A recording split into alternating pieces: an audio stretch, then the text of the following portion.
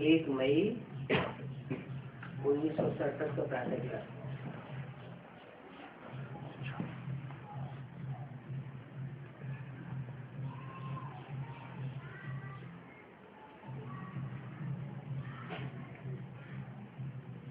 First day 67 morning class. अधिकार चला है बदल जाए दुनिया न बदलेंगे हम।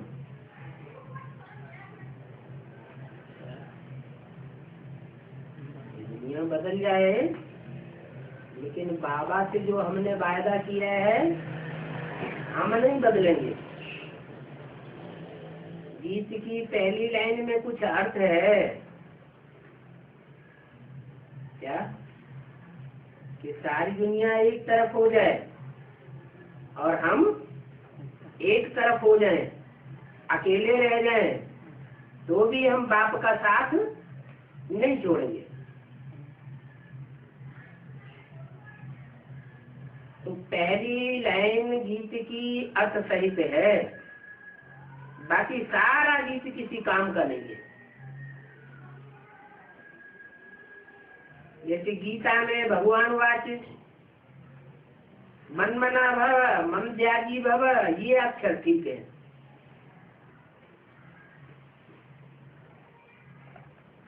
दो बातें गीता में खास बताई, मन मना भव, मना मेरे में अपने मन को तिरोहित कर दे, समा दे। अपने जो भी संकल्प हैं उन संकल्पों को मेरे मन में समा दे, मेरे संकल्पों में समा दे। बना तेरे जो भी संकल्प हैं वो मेरे संकल्प के अनुकूल होना चाहिए। कोई भी संकल्प मात्र भी मेरे संकल्पों के विपरीत नहीं होना चाहिए।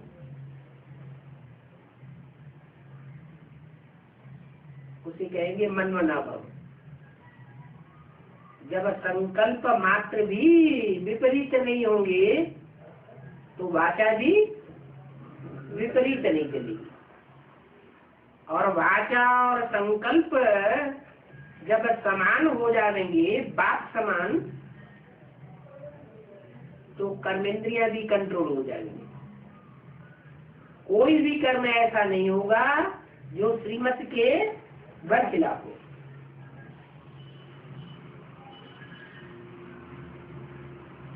ये हुई पहली बात जो गीता में मुख्य है, मन मना भव। उसके बाद दूसरी बात आती है मत त्यागी भव। मत माना मेरे लिए, यागी माना कर्म करने वाला, यजन करने वाला, भव माना जो भी कर्म कर वो मेरे लिए कर, स्वार्थ के लिए नहीं, मेरे लिए अर्थात परमार्थ के लिए। मैं अपने लिए कुछ नहीं लेता हूं।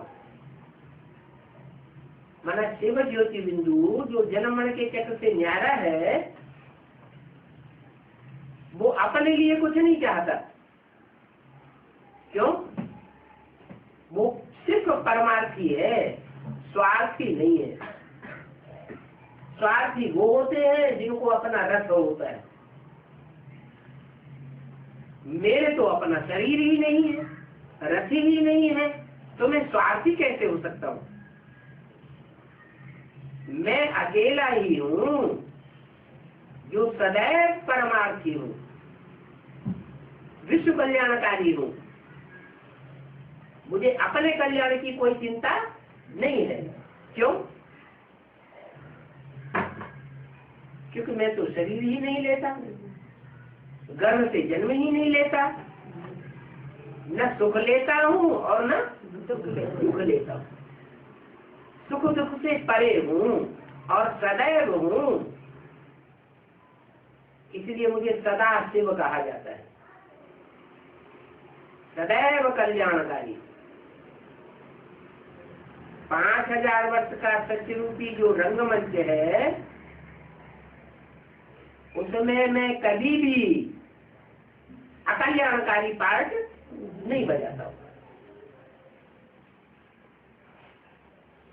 तो पहली बात मनमना भव और दूसरी बात मत त्यागी भव। जो भी तू कर्म कर वो मेरे को अर्पण कर, मेरे लिए कर। आंखों से देखता है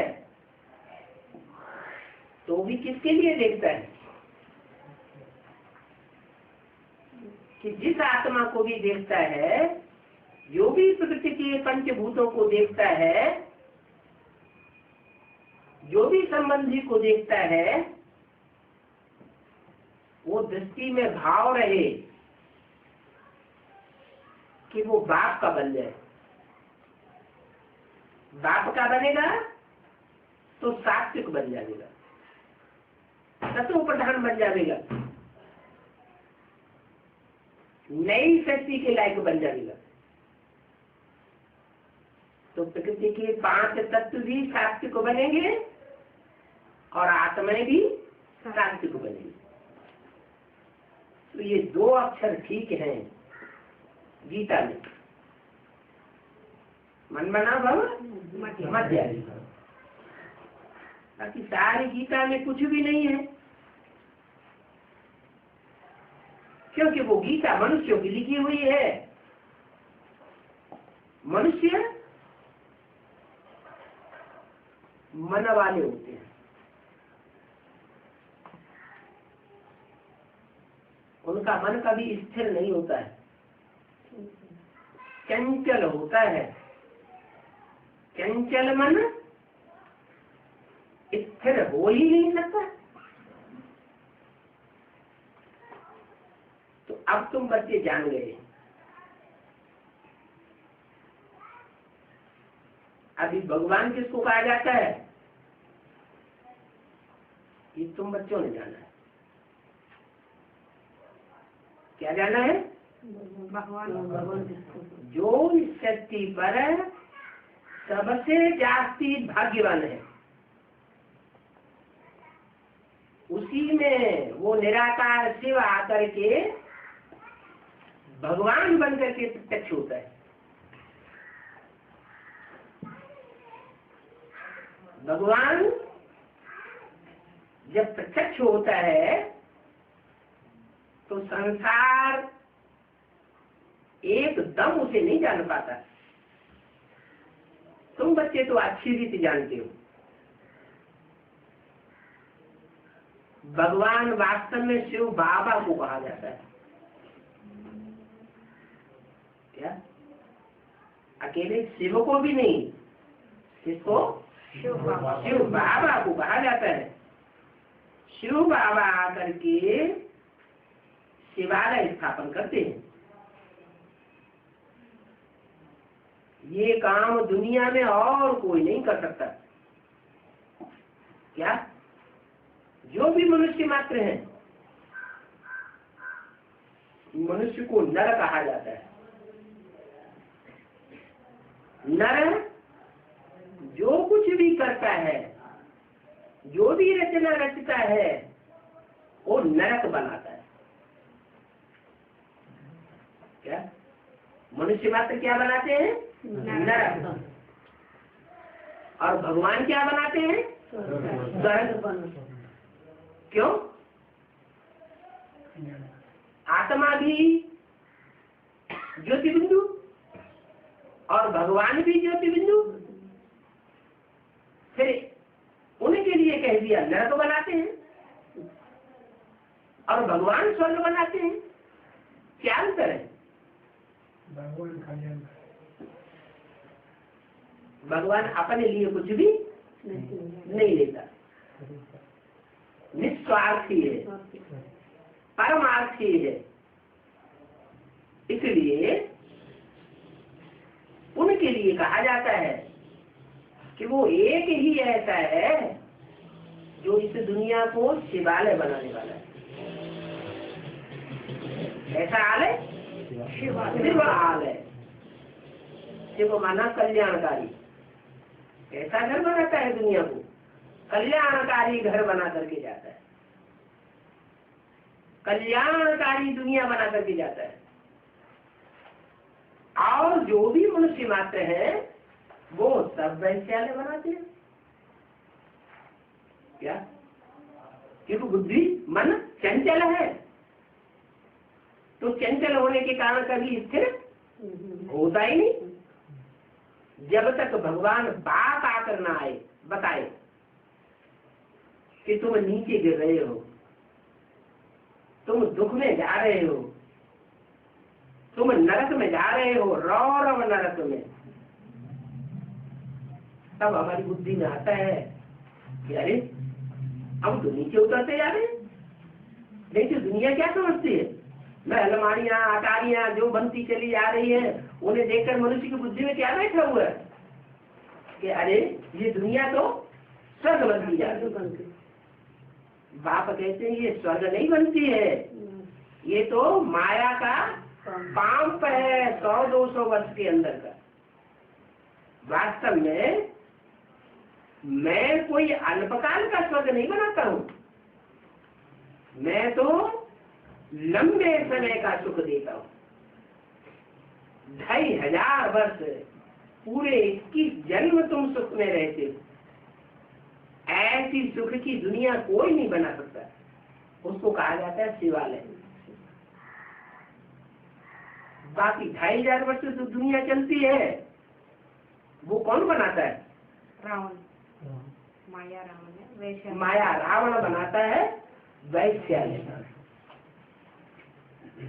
विश्व और वैश्य, विषय को कहा जाता है वैश्य। वो द्वापर युग से बनता है, वो द्वैतवादी युग है। मैं आकर के एक मत स्थापन करता हूं और विषय विकारी जो होते हैं वो आकर के द्वैत बना देते हैं। दो मत है, दो धर्म, दो राज्य, दो भाषाएं, तो आपस में झगड़ा और होने लग पड़ता है। दुनिया में भी जो वैश्यालय होते हैं वहां झगड़ा घंटा लगा ही रहता है। जितनी प्योरिटी होगी परिवार में उतनी पीस और प्रॉस्पेरिटी दिखाई पड़ेगी, चाहे वे लौकिक दुनिया का परिवार हो और चाहे वो अलौकिक ब्राह्मणों की दुनिया का परिवार हो। प्योरिटी होगी तो पीस, प्रॉस्पेरिटी और यूनिटी दिखाई देगी। यूनिटी माना संगठन। और प्योरिटी नहीं होगी तो द्वैतवाद होगा। एक बात कहेगा, दूसरा दूसरी बात कहेगा, तीसरा तीसरी बात कहेगा, झगड़ा घंटा शुरू हो जाएगा। एक काम करना पसंद करेगा, दूसरा दूसरा काम करना पसंद करेगा। एकता दिखाई नहीं पड़ेगी। तो ये भगवान बाप ही है जो आकर के स्वर्ग स्थापन करते हैं, शिवालय बनाते हैं इस दुनिया को। क्यों? शिवालय तो बनाते हैं, लेकिन शिवालय बनाने के लिए आते कहाँ हैं? पति दुनिया में, वैश्यालय में। बाप आकर के बताते हैं घर घर में वैश्यालय है। कोई घर ऐसा नहीं है जिसमें वैश्यालय न हो। सारी दुनिया में जब ये हालात हो जाती है तो ऐसे वैश्यालय में मैं आता हूं।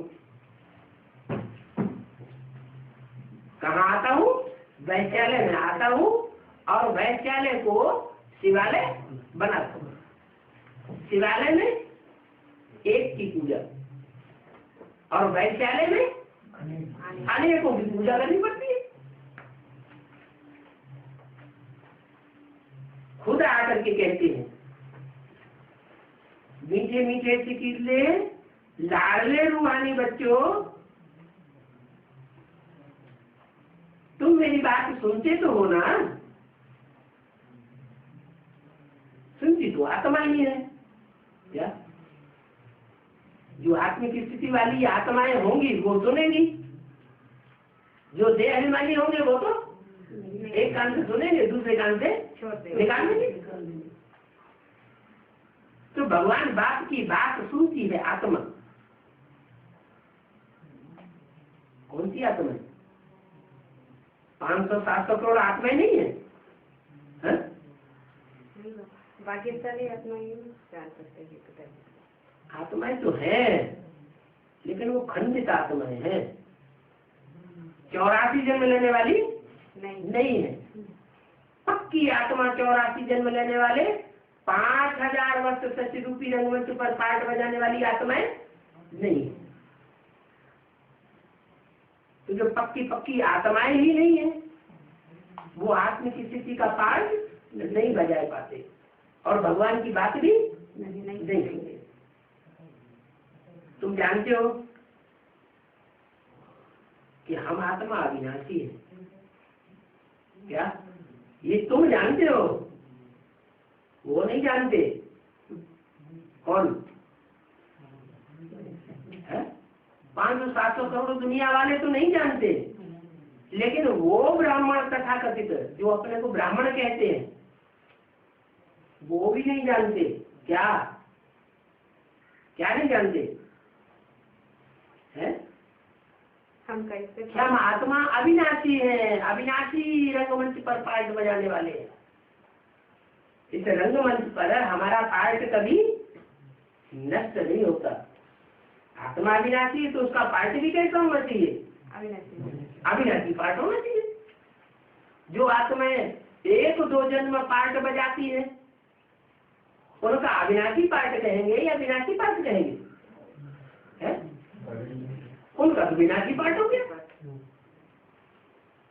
अच्छा, सत्य अविनाशी होता है कि विनाशी होता है? सत्य अविनाशी होता है।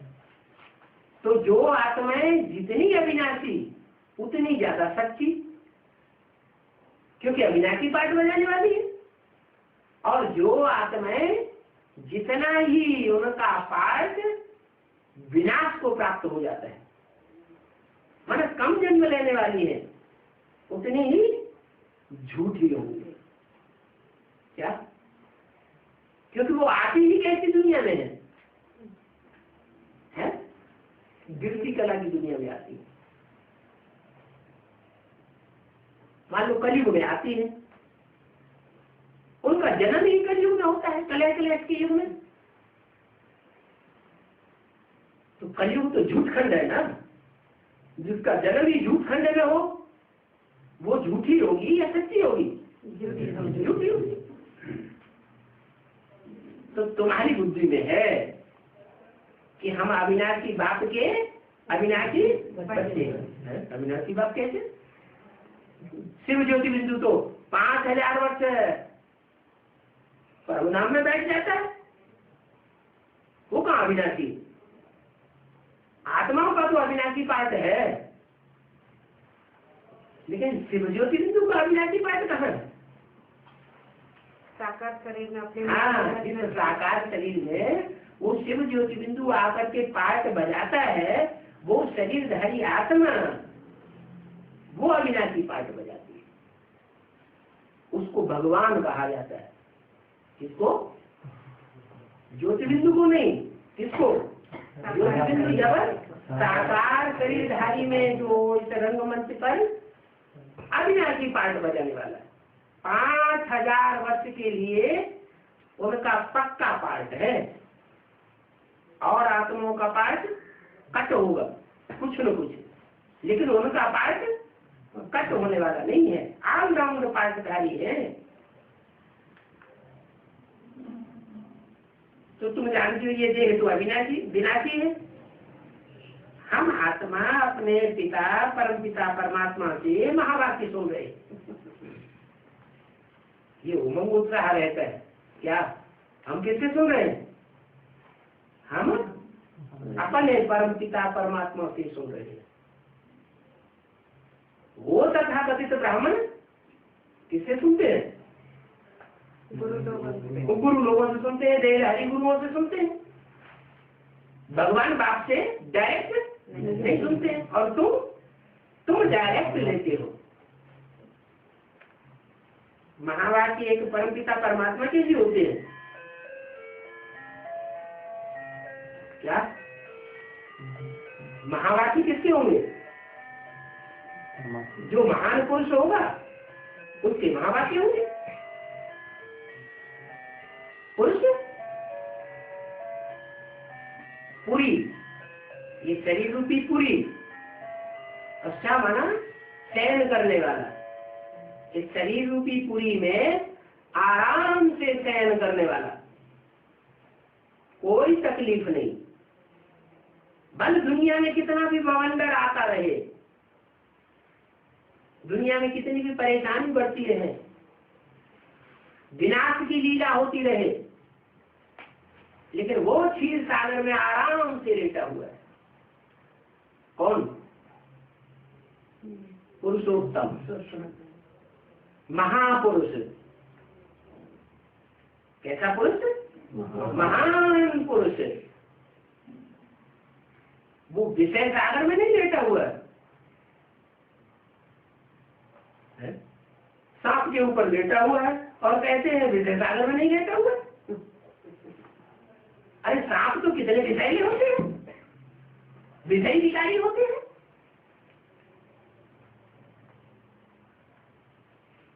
तो क्षीर सागर में क्यों दिखाते हैं?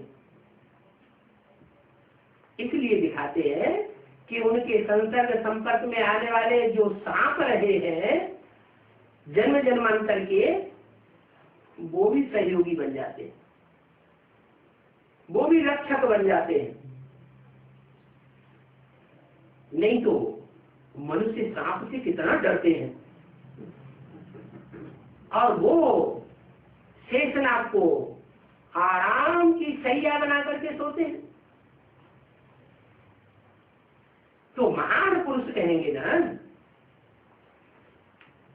तो बाप आकर के पुरुषोत्तम बनाते हैं। जो भी पुरुष मात्र हैं उनको पढ़ाई पढ़ा करके पुरुषोत्तम नारायण जैसा बनाते हैं। बाकी जो भी महात्मा गुरुवादी हैं उनके शब्दों को महावाक्य नहीं कहेंगे क्या? और गुरु जो कुछ भी सुनाते हैं वो महावाक्य नहीं है। महान वाक्य सिर्फ महान से महान पाठ बजाने वाले पुरुषोत्तम नारायण के होते हैं। उनके अलावा और सब झूठे हैं। सब में कितने आ गए? सब माना कितने? जो भी 500-700 करोड़ मनुष्य मात्र हैं वो सब झूठे हैं। इसलिए एक की सत्यनारायण की कथा गाई हुई है, एक ही सच्चा है और बाकी सब झूठे। कितने भी बड़े बड़े अपन को कहलाने वाले हो, कितने भी बड़े से बड़े मान मर्तबा वाले हो, वो सब झूठे हैं। उनके वाक्य भी झूठे हैं। क्या इतने गुरु हैं दुनिया में, सब आश्वासन देते हैं कि हम तुम्हारी गति सदगति करा देंगे, भगवान से मिला देंगे, लेकिन न खुद भगवान से मिलते हैं, न खुद की सदगति होती है, न दूसरों की सदगति कर पाते हैं। ऐसे ही शरीर छोड़ के चले जाते हैं। तो झूठे बाकी हुए ना। ये जो शिवो हम कह के बैठ जाते हैं, क्या जो गुरु लोग हैं क्या कह के बैठते हैं? शिवो हम, शिव हमारे में प्रवेश है। शिवो हम का मतलब क्या हुआ? शिव हमारे में प्रवेश है, हम शिव का स्वरूप है। उनके तो बहुत गंदे वाक्य हैं। जो अपन को शिवोहम कह के बैठ जाते हैं उनके तो बहुत गंदे वाक्य हैं। अरे कैसे? अपने मनमत को देते हैं, मनमत देते हैं। अच्छा, एक के अलावा सब झूठे बता दिए, एक सच्चा और बाकी सब झूठे। अच्छा, त्रिमूर्ति में कौन सच्चा और कौन झूठा? वो भी तो 3 मूर्तियां हैं ना। मूर्ति है या अमूर्त है? मूर्ति है।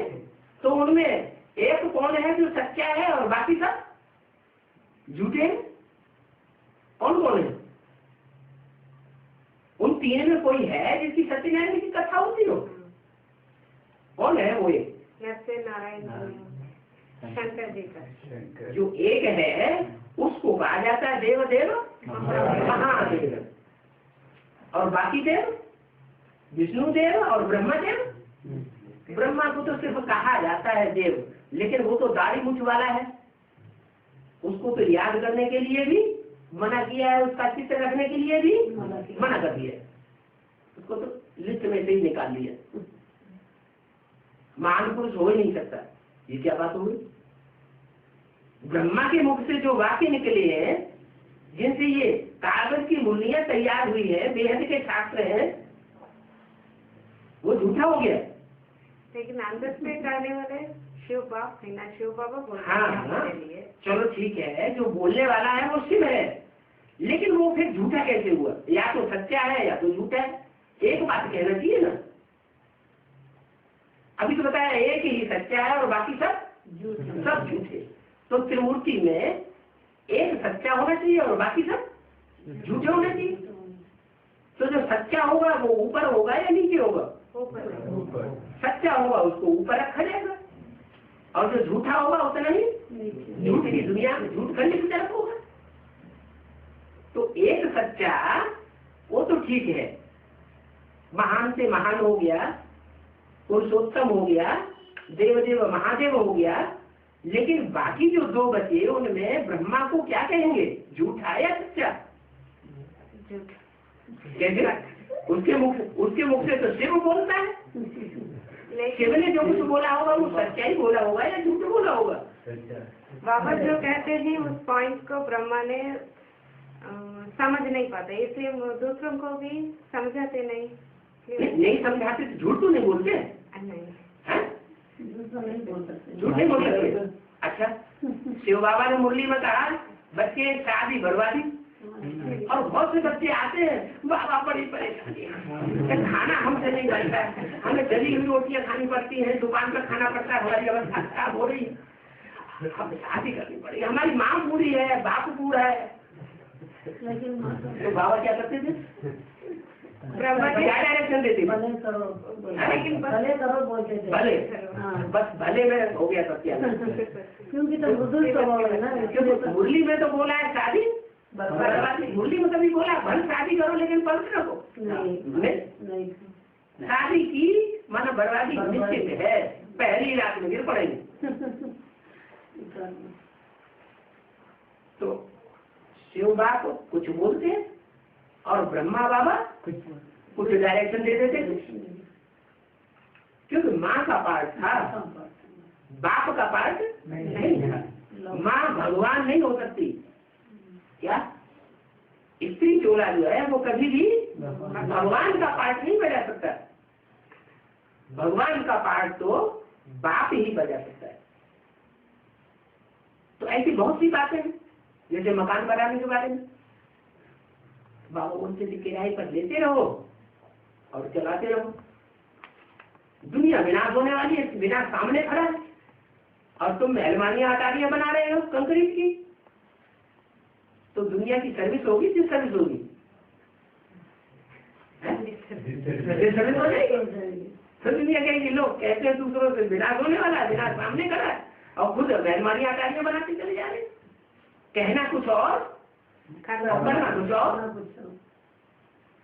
लेकिन ब्रह्मा बाबा से जाके कोई बच्चे पूछते थे, बाबा बहुत तंगी है, बहुत परेशानी, मकान टपकता है, टूट रहा है, ये है वो है, बर्बाद हो रहा है, बच्चे परेशान हैं, माँ बाप परेशान हैं, बीमारी बढ़ रही है, मकान बना ले तो हाँ बच्चे बना लो, एक कमरा गीता पाठशाला के लिए छोड़ देना, क्या एक कमरा गीता पाठशाला के लिए छोड़ देना, उसमें स्वर्ग बनाने के लिए पढ़ाई करते, बस वो हाँ करके आ गए। लेकिन कहना और करना बहुत अंतर पड़ जाता है। ऐसे एक महापुरुष साहब है दिल्ली के थे, उन्होंने भी बाबा से पूछा, बाबा ये परेशानी वो परेशानी, मकान बना लें? बाबा ने मुझे जवाब दे दिया, बना लो, एक कमरा गीता पाठशाला के लिए छोड़ देना। वो खुद भी ज्ञान में नहीं, उनका परिवार भी ज्ञान में नहीं, और वो मकान में भी भिखारी गृहस्थी रह रहे। तो झूठा हुआ या सत्य हुआ? ब्रह्मा भी झूठा हो गया। भले ब्रह्मा तो क्या बनता है, विष्णु बन जाता है, लेकिन ब्रह्मा भी झूठा है। एक सच्चा और बाकी सब झूठ। जो वैष्णो देवी का पाठ बजाने वाली लक्ष्मी है उसको झूठा कहे या सच्चा कहे? वो भी झूठे, क्यों? क्योंकि सती लक्ष्मी उसके उसके उसके द्वारा तो स्वर्ग के गेट का उद्घाटन होता है। ये के अलावा बाकी सब कुछ नंबर 1 झूठे है ना बाबा। है तो, लेकिन वो बात बताई जाए कि उन्होंने क्या झूठ बोला। यहाँ तो बोलने की बात हो रही, महावाक्यों की बात हो रही है कि किसके सच्चे महावाक्य और किसके झूठे महावाक्य। तो विष्णु के क्या झूठे महावाक्य?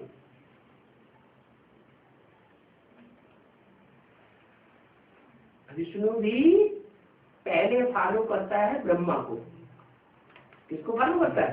ब्रह्मा। बेसिक नॉलेज को, है बेसिक नॉलेज को फॉलो करता है और एडवांस नॉलेज को पहले फॉलो नहीं करता है, इसलिए झूठा करता है। जब तक एडवांस ज्ञान ना उठावे तब तक वो भी विष्णु या वैष्णो देवी नहीं करता। तो शिवो हम क्या जो कहते हैं वो है बहुत डर्टी, गंदे। अरे ब्रह्मा ने कहा आपने शिवो हम कहा, ब्रह्मा ने कहा शिवो हम कहा है? नहीं कहा। मुरली में ब्रह्मा ये बात स्वीकार करते थे कि मेरे अंदर शिव बाबा आता है, स्वीकार करते थे कि या नहीं करते थे?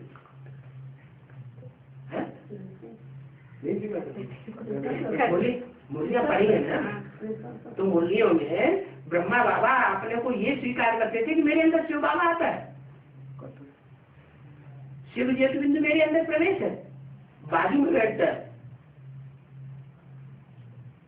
मेरी आत्मा के बाजू में शिव ज्योति बिंदु बैठता है, इस बात को ब्रह्मा की सोच स्वीकार करती थी या नहीं करती थी?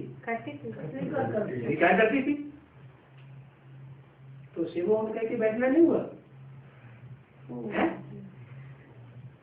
इसको शिवो हम कह के बैठना नहीं कहेंगे।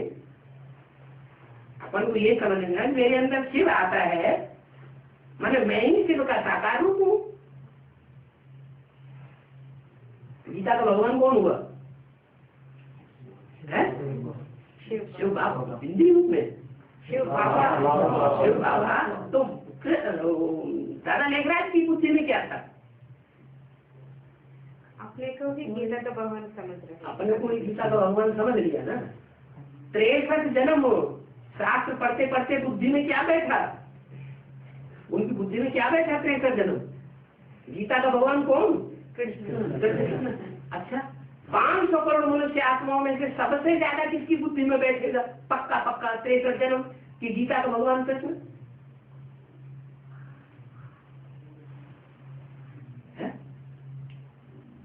कृष्ण की बुद्धि, कृष्ण की आत्मा की बुद्धि में बैठेगा या दूसरों की बुद्धि में बैठेगा? जो कृष्ण की आत्मा वो 63 जन्म ये पक्का करती रही गीता का भगवान कृष्ण। और इधर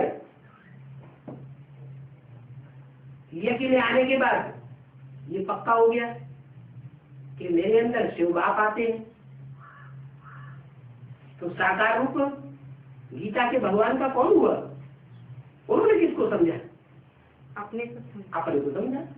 इसलिए जब मुरली में बोला कि ब्रह्मा का चित्र भी नहीं रखना है, तो बाबा को अपोजिशन करना चाहिए या नहीं करना चाहिए? करना चाहिए। लेकिन उनके रहते रहते क्या हुआ? चित्र ढेर सारे चित्र ब्रह्मा के बना दिए हुए। और बाबा ने मना नहीं किया। इसका मतलब क्या हुआ? कि अपन को स्वीकार कर लिया कि मेरे चित्र को भी अगर याद करेंगे तो शिव बाबा याद आ जाएगा। बल मुरली में बोला है कि इनका चित्र भी नहीं रखना, अगर चित्र रखेंगे तो पतित बन पड़ेंगे।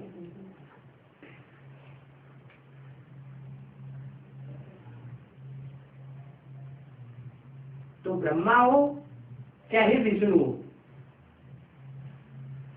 इस शक्ति रूपी रंगमंच पर जो भी अपन को ये समझ के बैठ गए कि मैं शिव हूँ, शिव का साकार स्वरूप मैं हूँ, वो सब बड़े गंदे डर्टी है। उनके महावाक्य डर्टी है।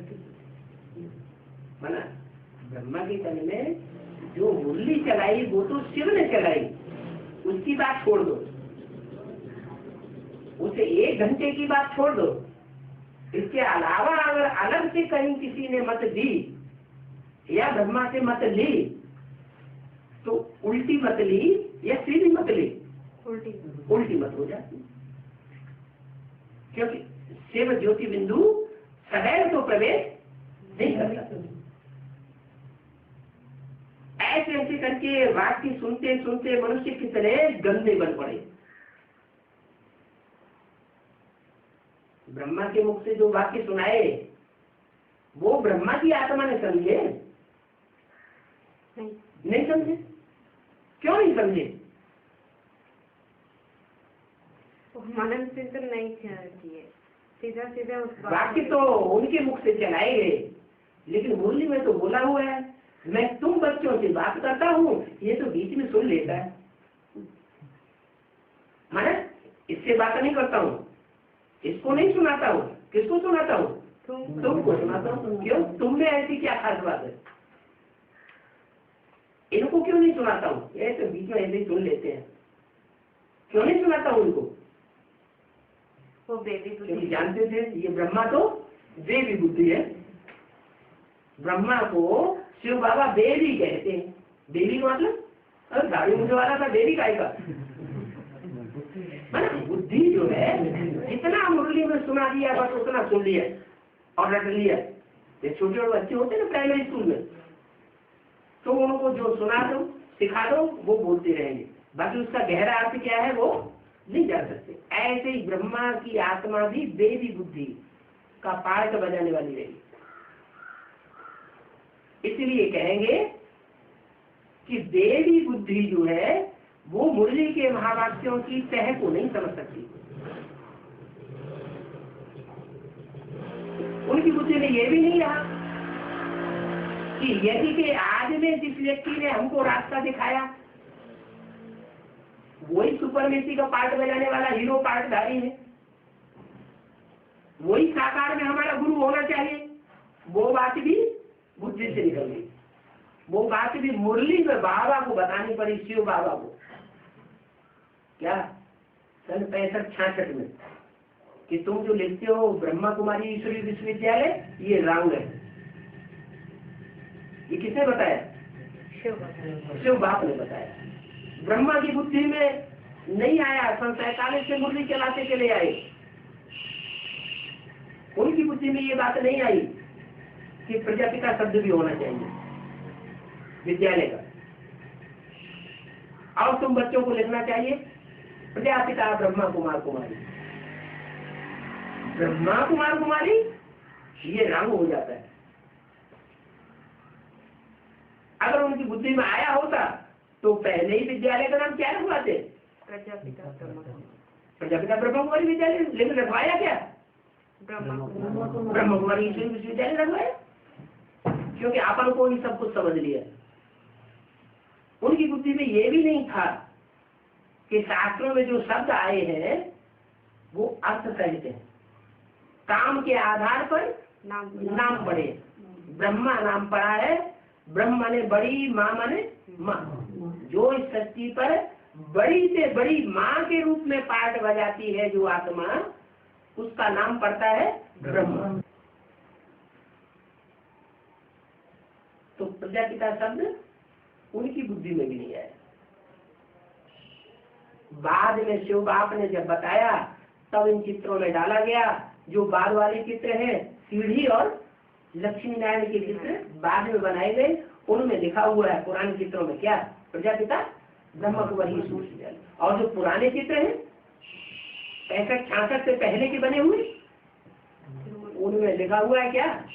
ब्रह्मा कुमारी ईश्वरीय। तो ब्रह्मा बाबा की थी देवी बुद्धि। जब सृष्टि की स्थापना शुरू हुई जब नई सृष्टि की शुरुआत हुई तो वो बेबी के रूप में उन्होंने जन्म लिया या बाप के रूप में थे? बेबी के रूप में। उनकी तो आदि ही होती है देवी के रूप में, इसलिए वो आदि से अंत तक वो आत्मा है ही देवी बुद्धि का पाठ बजाने वाली। कोई कहे है शंकर द्वारा तो विनाश होता है और ब्रह्मा द्वारा तो स्थापना होती है। कौन नहीं कहेगा कि सारी दुनिया के अंदर इतनी बड़ी दुनिया में इतनी इतनी संस्थाएं फैली हुई हैं, इतना विस्तार हुआ पड़ा है, वो ब्रह्मा कुमार कुमारी नहीं है क्या? ये ब्रह्मा कुमारी ईश्वरी विश्वविद्यालय स्थापन नहीं हुआ क्या? हुआ तो ब्रह्मा तो हुआ, बिना ब्रह्मा के ये ब्रह्मा कुमारी ईश्वरी विश्वविद्यालय बन गया क्या? ब्रह्मा तो हुआ, ब्रह्मा हुआ, ये नहीं कहेंगे ब्रह्मा नहीं हुआ और ब्रह्मा कुमारी ईश्वरी विश्वविद्यालय नहीं हुए, वो तो संसार में फैले हुए हैं, मानना ही पड़ेगा, लेकिन वो परिपूर्ण नहीं है। क्या परिपूर्ण नहीं है? अगर परिपूर्ण होता तो बाबा ने मुरली में जो बोला हुआ है कि तुम बच्चे लिखो आध्यात्मिक ईश्वरी विश्वविद्यालय, क्या आध्यात्मिक ईश्वरी विश्वविद्यालय, वो शब्द हटा दो। क्या प्रजापिता ब्रह्मा कुमारी शब्द हटा करके लिखो आध्यात्मिक ईश्वरी विश्वविद्यालय, गॉडली स्पिरिचुअल यूनिवर्सिटी।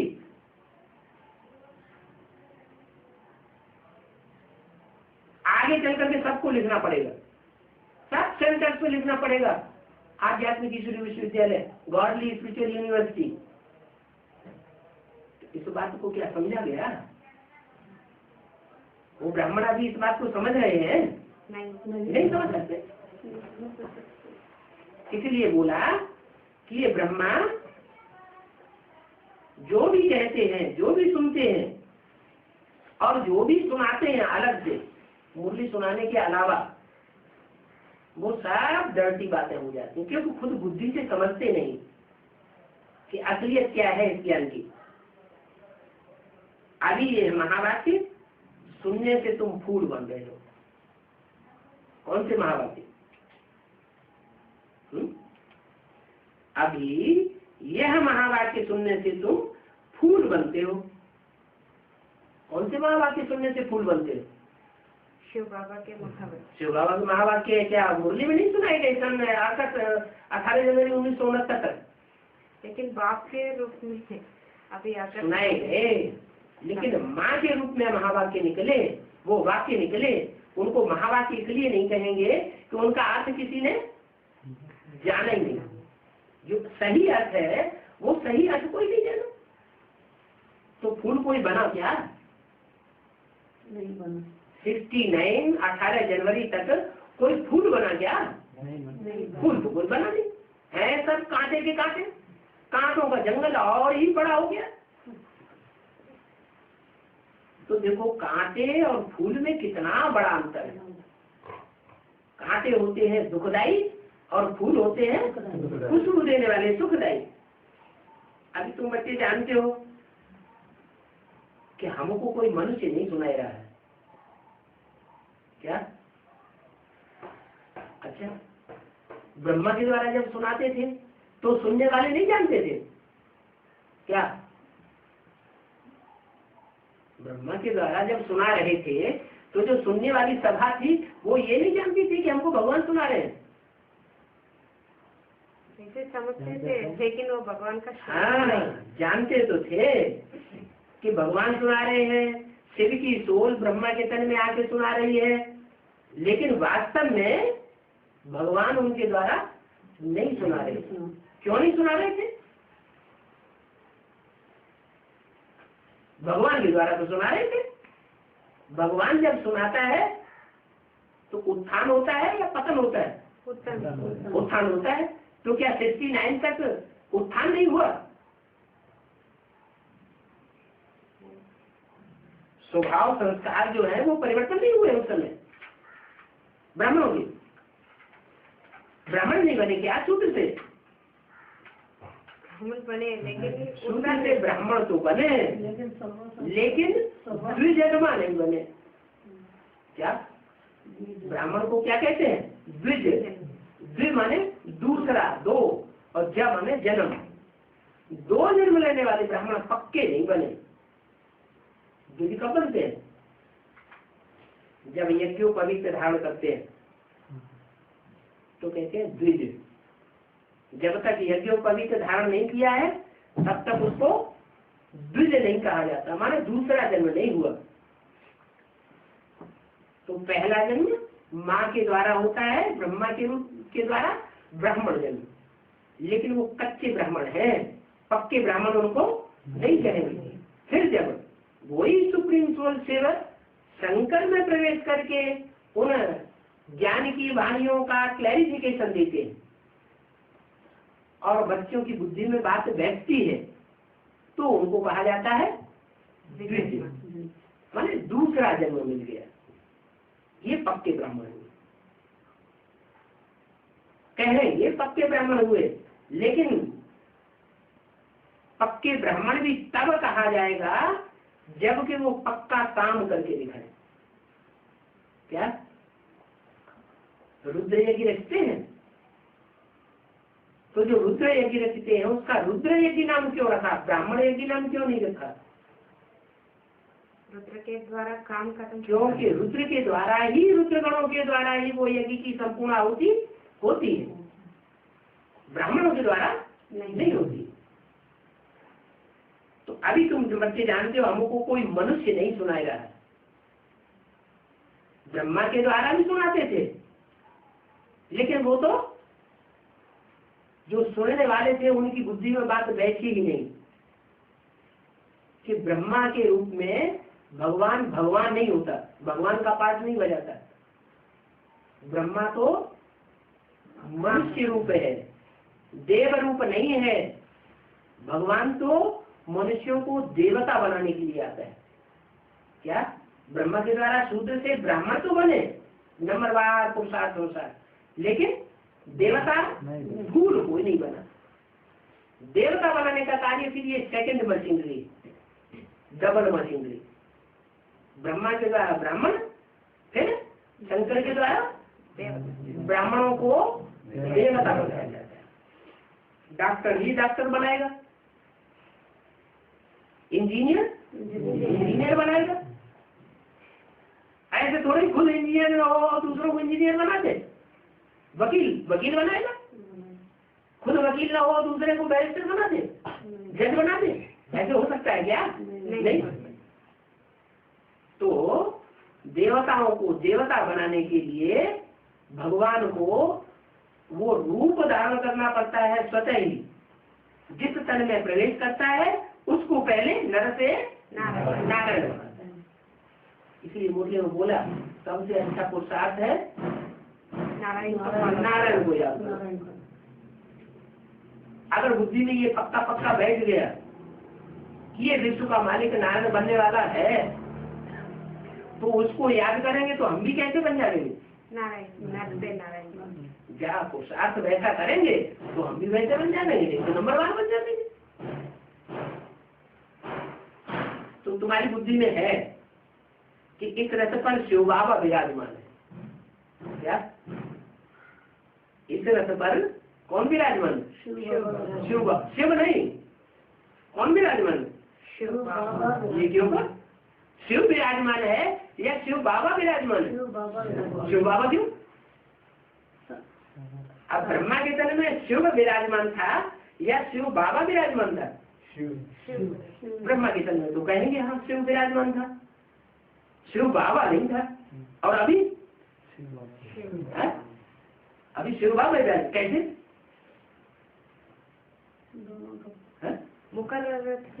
हाँ, जो यज्ञ के आदि में था, जिसके द्वारा ज्ञान का बीजारोपण यज्ञ के आदि में किया था, वही आत्मा अभी दोबारा जन्म लेकर के आती है। जिसके लिए मुरली में बोला है एक सृष्टि पर सदाकाल कोई चीज कायम होती नहीं, एक शिव बाबा ही है जो इस सृष्टि पर सदा कायम है। तो कौन हुआ शिव बाबा? दर्शन। वही यज्ञ की आदि वाली आत्मा जिसके द्वारा ज्ञान का बीजारोपण किया था, वही प्रजापिता जो सारी सृष्टि का बीज है, वो इस दोबारा जन्म लेकर के फिर यज्ञ में आती है। तो इसलिए बोला कि अभी तुम्हारी बुद्धि में है कि इस रथ पर शिव बाबा विराजमान है। शिव क्या हुआ?